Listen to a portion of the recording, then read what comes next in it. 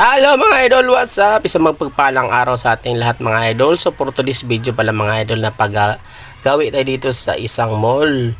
Isang malaking mall mga idol dito sa part ng Maynila. So pinuntahan lang natin yung isang display dito. Gawa natin kung saan tayo nagtrabaho sa pabrika mga idol, no? So napakaganda pala ng design talaga mga idol pag tinignan mo pag naka-display na sa mall, no? So ayun mga idol, ito button down to mga idol, may butones sa harapan to mga idol, may collar. So ayan ang design niya, kaya iba't ibang klaseng color yan mga idol, may pink, ayan.